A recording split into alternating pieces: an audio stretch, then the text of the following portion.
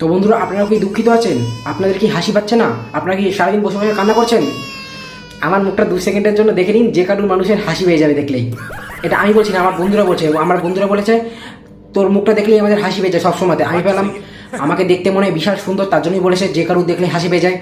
তো নিজের উপর একটু বেশি গর্ববোধ মনে করছে, আমি দেখতে আমাকে এতই সুন্দর। তো একটা মেয়ে প্রতিদিন আমার দিকে তাকাতো আর হাসতো, প্রতিদিন তাকাতো আর হাসতো, হিহি হিহি করে।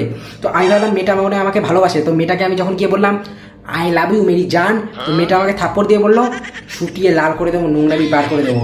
তো তখন আমি জিজ্ঞাসা করলাম তুমি তো প্রতিদিন আমার দিকে তাকিয়ে হাসতে হি হি হি করে।